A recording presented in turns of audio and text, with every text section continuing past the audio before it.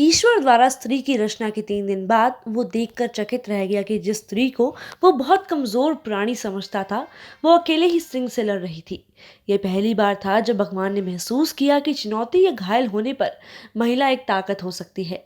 Field marshal माणिक शाह ने एक बार मुझसे कहा था कि सशस्त्र बलों में महिलाएं अधिक जुझारू और साहसी हो सकती है जब वो आग का सामना करती हैं। 28 वर्षीय एमएस मीरा बंडवोकर ने मुंबई की पहली महिला पुलिस आयुक्त हुई थी।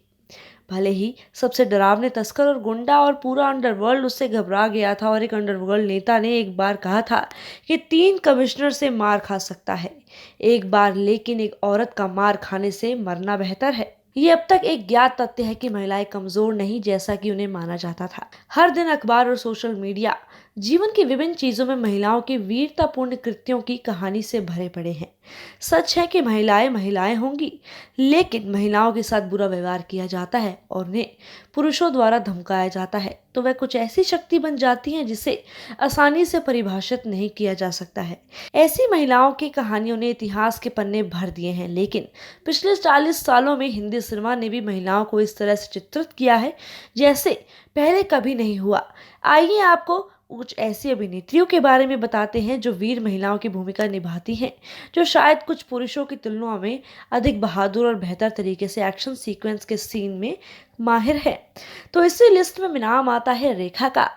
शायद रेखा ने ही पहली बार साहसी महिलाओं की भूमिका निभाई थी और उन्होंने काली घटा जैसी फिल्मों में उत्कृष्ट प्रदर्शन किया, जिसमें उन्होंने अपनी पहली दोहरी भूमिका निभाई, और फिर उन्होंने खून भरी मांग और फूल बने अंगारे जैसी फिल्मों में एक्शन दृश्यों में खुद को पछाड़ दिया।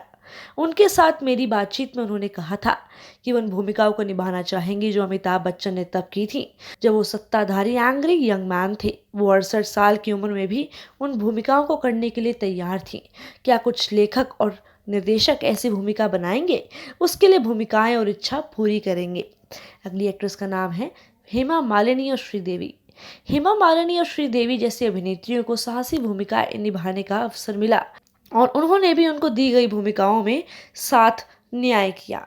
अगली एक्ट्रेस का नाम है माधुरी दीक्षित। माधुरी दीक्षित को ग्लैमरस और रोमांटिक भूमिकाएं निभाने के लिए दांव से गुजरना पड़ा, जब तक कि उन्होंने शादी नहीं कर ली और अमेरिका में वापस आ गईं और गुलाब गैंग में गैंगस्टर की भूमिका निभाई। लेकिन जब फिल्म अपने चेहरे पर गिर गई तो उनकी सारी कोशिशें बेकार साबित हुई। अगली एक्ट्रेस का नाम है ऐश्वर्या राय बच्चन।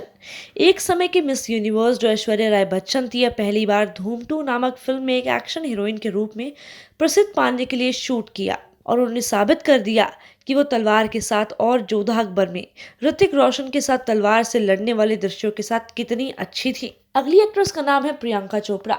नई पीढ़ी के अभिनेत्रियों में से प्रियंका चोपड़ा, जिन्होंने सबसे अधिक एक्शन से भरपूर भूमिकाएं की हैं, जिनमें डॉन 2, मैरी कॉम, जय गंगा जल और यहाँ तक कि हॉलीवुड में उनकी पहली फिल्म क्वांटिको भी है।